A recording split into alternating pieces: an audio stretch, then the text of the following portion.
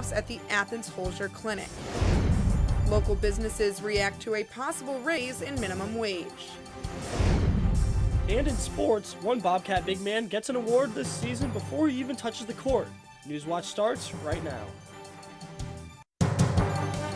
Broadcasting live from WOUB TV in Athens, this is Newswatch. We have an update to yesterday's story on the Holzer Health System. Good evening, I'm Carly Bell. Thanks for joining us. The Holzer Health System has already announced it will eliminate 100 jobs in southern Ohio and western West Virginia. So what does that mean for the Holzer Health Medical Center employees in Athens? According to Holzer Health System's Director of Marketing and Business Operations, Margene Kennedy, the cuts will have minimal, if at all, any impact on Athens Holzer Medical Center. The Athens Holzer Medical Center is a primary direct care for patients. Holzer plans to eliminate jobs that aren't hands-on with patients. Kennedy claims Holzer Health System's goal is to meet the needs of patients. They will be eliminating non-direct patient care jobs like support services and communication departments. Separation pay and outplacement services, including job placement assistance and career support, will be provided to all employees affected. Employees were notified about the job cuts on Monday and will continue to be notified until Friday, October 30th. Marijuana is one of Ohio's top 3 cash crops, and southeastern Ohio's role in the marijuana industry cannot be denied. Scioto and Meigs counties led the state in the number of marijuana plants confiscated this summer, and nearly 1/3 of the marijuana plants seized in Ohio last year came from the southeastern portion of the state. These statistics were obtained by the Cleveland Plain dealer from the Attorney General's office. Ohio's ballot issue 3 mandates 10 grow centers throughout the state, everywhere except southeastern Ohio. WOUB News talked with a marijuana farmer who says this ballot measure leaves out the people who could benefit the most from the production and legalization of weed in Ohio. We altered his voice to protect his identity. Here we are in one of the poorest parts of Ohio, for sure. The highest unemployment, the lowest per capita or median income of anywhere in Ohio. And we're going to be deprived of the right to be able to make legal money out of something we've been doing for a long time and doing better than anywhere else in Ohio. We looked at southeastern Ohio. The problem was not only we could find the land, it was finding the hard and heavy utilities, the electric, the water, the sewer, making sure that what we do actually we're able to grow in a regulated, controlled manner. And that wasn't possible in the counties we were looking in southeastern Ohio. James says if issue 3 passes, a marijuana testing center could be built in this area. It would add approximately 50 jobs.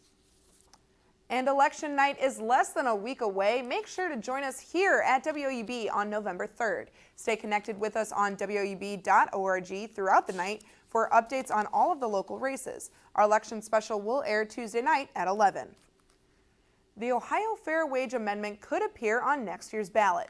If approved, it would set the state minimum wage at $10 an hour for non-tipped employees in 2017. The minimum for tipped employees would be set at $6 an hour. WOUB spoke with the owners of 2 Athens businesses today to see how the proposal will affect them and other local entities. I think it'll really affect small businesses. Some small businesses will probably have to close, is my guess. I think it's a balance, because I'm all for increasing the minimum wage, but when you have a small business that can't pay that, that's tough. Definitely for it. That's what kind of makes it hard, is there's the side of me who is wanting to see it go up to help people. There are also the business side of me. But again, it doesn't affect the business as much, so I'm definitely for it. If approved, supporters will have to collect over 3,000 signatures to place the issue on the ballot. A victim is still in the hospital after a brutal home invasion in Chillicothe. In a press release, the Chillicothe police say the invasion robbery happened on Delano Avenue on October 16th. Until recently, the victim was in critical condition in the intensive care unit at a Columbus hospital. Private donators have offered a $10,000 reward for all information. Police say anyone with information is encouraged to contact the Southern Ohio Crime Stoppers or the Chillicothe Police. An armed man who authorities say was shot by a deputy during a standoff has been identified. Muskingum County Sheriff's officials say that 28-year-old Arthur Wayne West Jr. was killed Saturday night. A woman called to report West had a gun and was threatening her and her children. The woman and children escaped uninjured. Deputies say West told a sheriff's negotiator by phone that he was going to, quote, commit suicide by cop, and was shot when he pointed a gun at deputies from a window.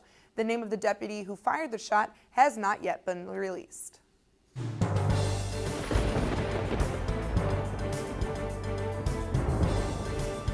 Good evening, everyone. I'm Jeremy Ludeman from the Newswatch Weather Center. Well, we had a rainy day today, and a lot of people have been saying it. Rain, rain, go away. But will it come again on Saturday? Of course, the big Halloween celebration on Court Street in Athens. It could be wet, folks, so we will monitor that for you and continue to update you throughout the week on that. But the new forecast model that came in right around 3:30 this afternoon changed what we thought was going to be a rainy Sunday into maybe a rainy Saturday night overnight into Sunday morning. And those temperatures are a roller coaster. We go into the 50s tomorrow, 70s by the end of the forecast period. And it is really going to be a changing weather pattern as we get into the month of November. So I'll have all of those details coming up in the full weathercast. Do stay with us, and we are really going to have quite an exciting weekend in town. We might have some rain too. Carly, I've got all the details coming up. Thanks a lot, Jeremy.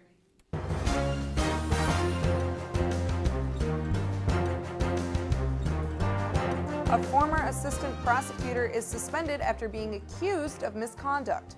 The board found Jason Philibom, the former Butler County assistant prosecutor, knowingly made a false statement about gun specifications to grand jurors. The Ohio Supreme Court suspended Philibom for practicing law in Ohio for a year. A former death row inmate can now sue for wrongful imprisonment over a 3-decade-old double slaying he did not commit. The Ohio Supreme Court ruling today says a 2003 law updating the state's definition of wrongful imprisonment can be used retroactively by ex-prisoner Dale Johnston to sue Ohio. The 82-year-old Johnston of Grove City was sentenced to die in 1984 for the shooting deaths of his teenage stepdaughter and her fiancé. The case against him fell apart on appeal, and he was freed in 1990. Another man confessed in 2008 to killing the couple. And now to West Virginia. A former high school math teacher is sentenced to 1 year and a day in federal prison. Jennifer Napier pleaded guilty to buying a gun for a felon. Napier falsely stated on a federal form that she was the buyer of a weapon from a gun dealer, even though she knew the real buyer was her boyfriend, who was a convicted felon. She agreed to surrender her teaching certificate and not reapply until her federal sentence is over. West Virginia is the only state to see 8th grade average reading score on the National Assessment of Educational Progress increase significantly from 2013. In numbers released by the U.S. Department of Education, West Virginia's average reading scores for 8th graders grew by 3 points. 4th grade scores grew by 1 point. But West Virginia saw its 4th grade average math score drop, and it saw its 8th grade average math score decrease as well. And in Kentucky, natural gas prices are lower as temperatures drop. The Kentucky Public Service Commission says prices are down by more than a third from last year. Kentucky homeowners can expect their gas bill to be 21% smaller in November compared to a year ago. The average total bill is projected to be about $84. That's down about $23 from last year and down from $67 from 2008. Elections are less than 1 week away, and one party has remained dominant in Athens counties. That story and more when Newswatch returns.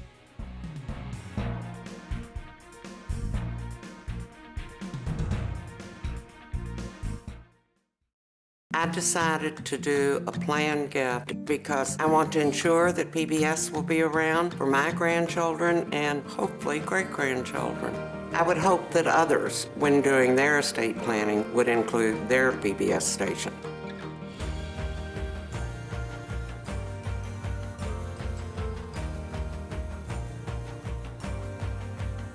My PBS station is part of my community. That's something I really value.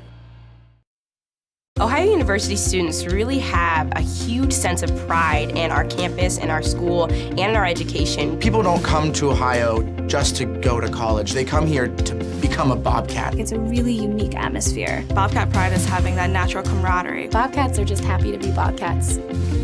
My favorite time of year at Ohio has to be homecoming. When the alumni come back, you can see that the love of this university doesn't fade. Once you're a Bobcat, you're always a Bobcat.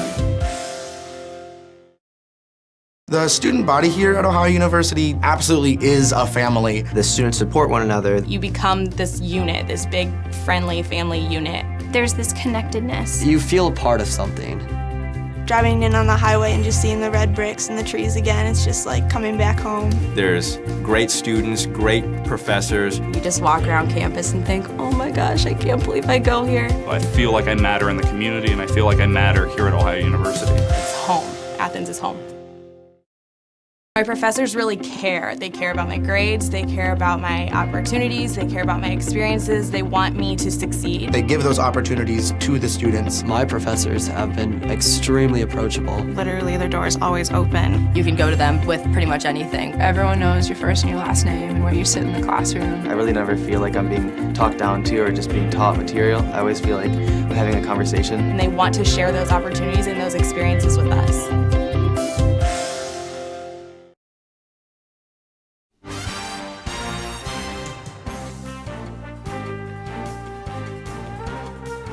Elections are all about choices. Historically, one political party has dominated Athens, limiting citizens' choices. WOUB's David Michael looks into the effect on the democratic process.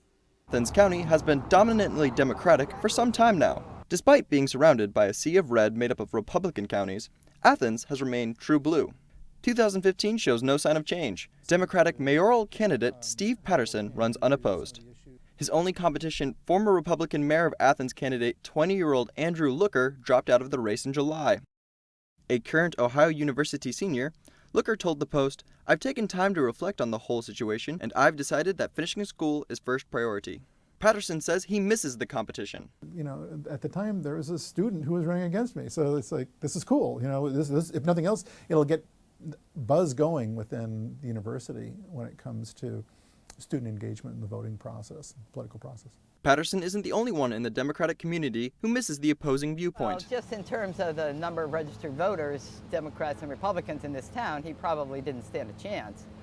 But, you know, as we see in the Democratic primary, you know, you need a lot of voices out there to bring issues forward. And that's what the Democratic process is about. So yes, that was important. And I'm sorry that he dropped out just because some of the issues that will not be brought up because it is a one candidate race. He's standing up for his own beliefs. He's not giving in and just kind of going Democrat because it happens to be more popular or appears to be more popular. So I will give him credit. Shame that he decided not to run all the way through the end, but at least he gave it his best, and I applaud him for that. Democracy is built upon the idea of being free to express different opinions. Having such a powerful political party may be harming the constructive competition in Athens. Some community members see how the township could benefit from more political debate. We tend to have one party looking over the other party's shoulder, regardless of the two parties and who has the seat and who doesn't have a seat. That's a good thing. I think in general, people would be better served if we had more competition for political decision making around here. In a democracy, you need to have diversity and 2-3 parties. We need a green party in Athens, right? Not that Democrats don't support all of the green issues, but you know, specific topic parties are really crucial. Steve Patterson believes that democracy still thrives. It's just more about the policies than party affiliation in Athens. Regardless of political affiliations, you know, I think that if you listen carefully to the dialogues between different candidates, even within parties, that, you know, they're the same concerns you hear at the national level, so that you kind of hear those too within our own community, that, you know, not everyone is full-on progressive. You know, we've got people who are pretty conservative and like the way the city is and don't want things to change. You know, some on council, some in other positions, and that's okay. That is democracy. You know, you're just sitting there trying to negotiate back and forth and moving forward and making Athens, you know, the great, cool place that it is. Some residents don't want to see Athens change. Some enjoy living in a liberal area. Partly why I live here is because of the mentality of the electorate and the way Athens chooses to express itself electorally. You know, when you look at the rest of our state, this is a little pocket in the midst of a lot of red counties, and so looked at that way, it's really good that the voice is strong here for the democratic policies. However, not everyone wants the trend to continue. Some Athenians seek change. I think it would be really healthy to see some change. There hasn't been a Republican mayor for so long, so I think that it could be really helpful, and it's good to have diversity too. So it would just be interesting because Athens has kind of had its own ways for a really long time. It might be good to see some change. Whether or not there will be a change in the political spectrum remains up to the voters. Athenians can tip the scale one way or the other in Tuesday's election. On Wall Street today, U.S. stocks closed up more than 1%. Here are a look at stocks of local interest.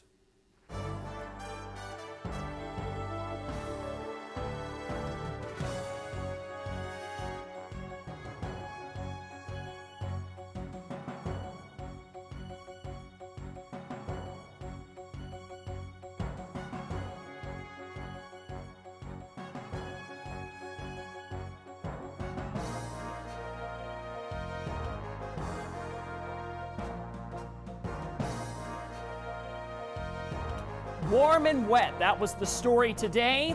And what we're going to look forward to over the next couple days is drier weather, but we're getting on a roller coaster ride of temperatures that I'll tell you all about coming up in just a few minutes. Stay with us. I support one student in college with a scholarship. Just the way I want to pass on a legacy of education. I would like to pass PBS on to the next generation.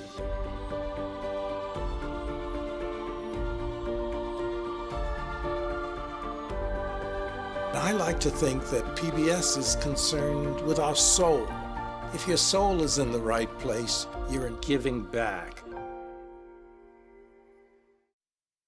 Ohio University students really have a huge sense of pride in our campus, in our school, and in our education. People don't come to Ohio just to go to college. They come here to become a Bobcat. It's a really unique atmosphere. Bobcat pride is having that natural camaraderie. Bobcats are just happy to be Bobcats. My favorite time of year at Ohio has to be homecoming. When the alumni come back, you can see that the love of this university doesn't fade. Once you're a Bobcat, you're always a Bobcat. The student body here at Ohio University absolutely is a family. The students support one another. You become this unit, this big, friendly family unit. There's this connectedness. You feel a part of something. Driving in on the highway and just seeing the red bricks and the trees again, it's just like coming back home. There's great students, great professors. You just walk around campus and think, oh my gosh, I can't believe I go here. I feel like I matter in the community, and I feel like I matter here at Ohio University. It's home. Athens is home. My professors really care. They care about my grades, they care about my opportunities, they care about my experiences, they want me to succeed. They give those opportunities to the students. My professors have been extremely approachable. Literally, their door is always open. You can go to them with pretty much anything. Everyone knows your first and your last name and where you sit in the classroom. I really never feel like I'm being talked down to or just being taught material. I always feel like I'm having a conversation. And they want to share those opportunities and those experiences with us.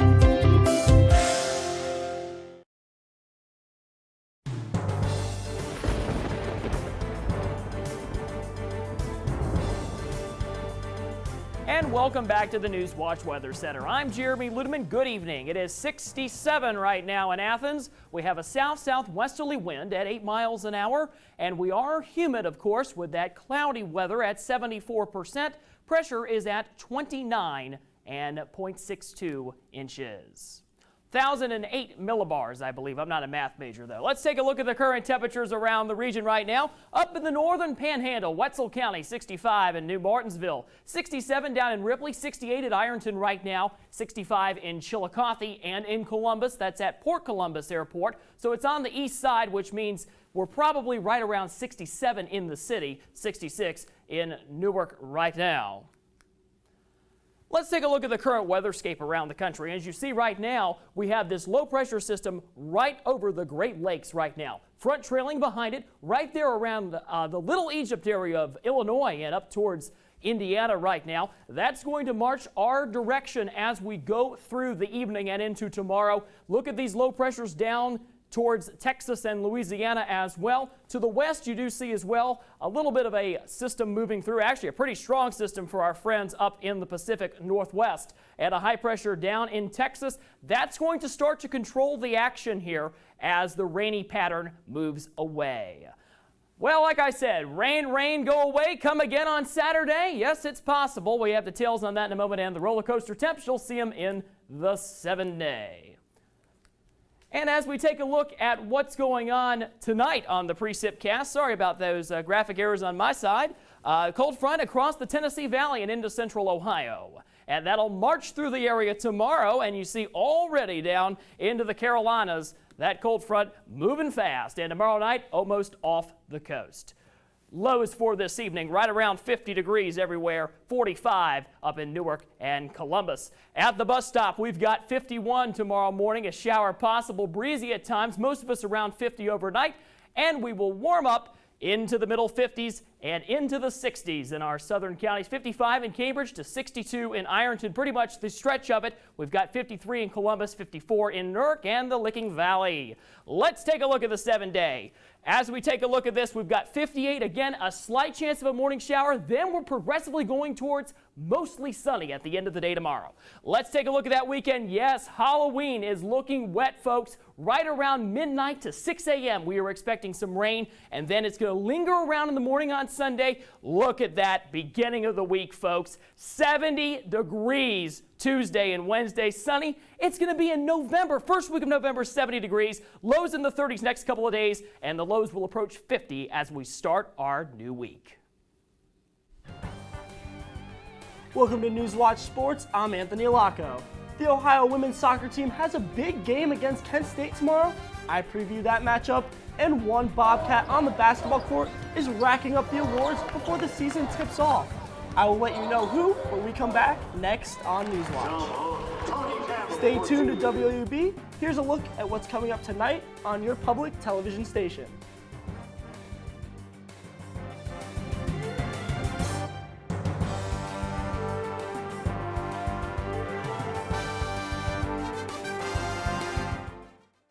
My granddaughter is named June Elizabeth, but I call her Junebug.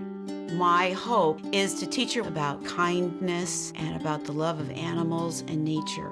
I want Junebug to have the same opportunities I had by watching PBS. My husband and I feel so strongly about our PBS station that we've included them in our estate plan. PBS is part of our values, and we want to pass it on to the next generation.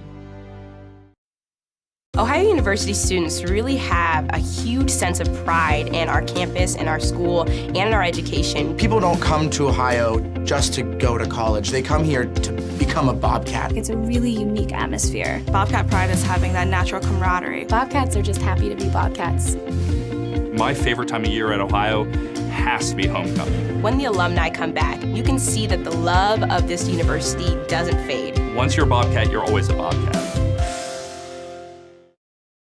The student body here at Ohio University absolutely is a family. The students support one another. You become this unit, this big, friendly family unit. There's this connectedness. You feel a part of something. Driving in on the highway and just seeing the red bricks and the trees again, it's just like coming back home. There's great students, great professors. You just walk around campus and think, oh my gosh, I can't believe I go here. I feel like I matter in the community, and I feel like I matter here at Ohio University. It's home. Athens is home. My professors really care. They care about my grades, they care about my opportunities, they care about my experiences, they want me to succeed. They give those opportunities to the students. My professors have been extremely approachable. Literally, their door is always open. You can go to them with pretty much anything. Everyone knows your first and your last name and where you sit in the classroom. I really never feel like I'm being talked down to or just being taught material. I always feel like I'm having a conversation. And they want to share those opportunities and those experiences with us.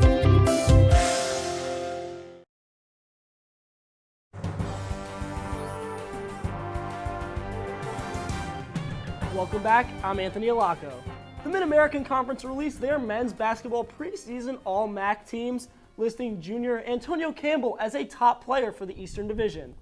Campbell, who was named to the preseason All-MAC team, will look to fill the empty leadership position left by Maurice Endor, who departed Ohio this past summer after being drafted. Last season, Campbell averaged 10 points per game and managed to pull down over an average of 7.5 boards. According to the MAC preseason poll, Ohio is predicted to finish third in the East behind Akron and Kent State. The Bobcats season starts November 7th when the Cats host the Indiana Tech Warriors. In their final regular season game, Ohio women's soccer travels to Kent State tomorrow. After losing to Central Michigan last weekend, the Bobcats' playoff picture is dependent on a win and losses by multiple MAC teams. Forwards Stephanie Rowland and Alexis Mileski will look to lead the team in scoring. They hope to play a key role tomorrow, and goalkeeper Taylor Smith will also be a key player. The freshman has 65 saves in her 12 games in net for the Cats. Off the pitch and onto the diamond we go, where last night, Game 1 of the World Series started in Kansas City. Kansas City starting pitcher Edison Volquez threw 6 innings and gave up 3 earned runs on the way to a no decision. However, he was not in the dugout when the Royals walked off in the bottom of the 14th. After being taken out of the game in the 7th inning, GM Dayton Moore met Volquez in the clubhouse to deliver heartbreaking news that Volquez's father Daniel had passed away in the Dominican Republic. The Royals went on to win 5-4 in extra innings on a deep fly ball to right field that scored Alcides Escobar. First pitch for Game 2 is set tonight at 8:07. It was also Game 1 in the NBA last night, and the Cavaliers returned to play with a trip to Chicago, facing off against the Bulls. LeBron James led the Cavaliers in scoring with 25 points and 10 rebounds, but the Cavs came up short. In the final seconds, Pau Gasol blocked a potential tying layup from LeBron James. As time expired, Jimmy Butler forced a pass deflection, giving the Bulls the 97-95 victory. Top performers for Chicago included Nikola Mirotic and Derrick Rose with 19 and 18 points respectively. Mo Williams played a key role for the Cavs, replacing Kyrie Irving, who was out with a fractured kneecap. The guard ended the night with 19 points and 7 assists. Kevin Love added 18 points and 8 rebounds. LeBron James's 25 points put his career total just 60 points shy of reaching a total of 25,000 points. Sliding over to the ice of the NHL, the Columbus Blue Jackets picked up their second straight win last night. The Jackets defeated the New Jersey Devils 3-1, moving them to a record of 2-8 on the season. After losing their first 7 games, the Blue Jackets changed coaches, calling on John Tortorella to right the ship. The Blue Jackets are 2-1 under the new head coach. Bumping down to the college rink, the American Collegiate Hockey Association released the Week 6 rankings. For the second straight week, the Ohio Bobcats fell in the poll, and 2 weeks ago, the ACHA put Ohio at the top after the team went undefeated to start the season with 4 straight weeks. However, after 2 losses to Lindenwood, the team dropped to 7th in the division. After splitting this weekend with Illinois and the ACHA coaches positioned Ohio 9th in the nation, the team hopes to improve this weekend when they play 2 games at Liberty University. Both games are set to start at 7 p.m. Also this afternoon, Adele Salmons of Ohio Field Hockey was named to play in the NFHCA Division I Senior Game. I'm Anthony Lacco, and that's it for sports. Back to you, Carly. Thanks a lot, Anthony. Here's something you don't see in your yard every day. A woman near Alabama's Gulf Coast found a dead shark washed up into the yard of her home this week. Whitney Constantine discovered the shark after knee-deep floodwater receded. She says flooding has occurred before at her home, but it has never been this bad. Constantine says her husband will likely bury the shark. Let's toss it over to Jeremy for a final look at weather. Slight chance of showers tonight, and then we're going to see temperatures surge toward the 60s, 50% chance of rain for Halloween, 70 by next Wednesday. Thanks a lot, Jeremy. And that does it for our broadcast this evening. Thanks for watching. I'm Carly Bell. Stay tuned for the PBS NewsHour coming up next. And remember, you can find the latest news online anytime at WOUB.org. Have a great night.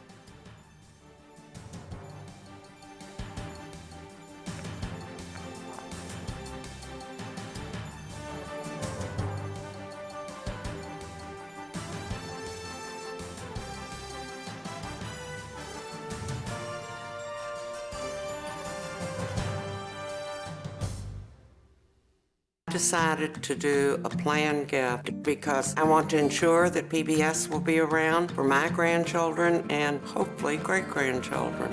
I would hope that others, when doing their estate planning, would include their PBS station.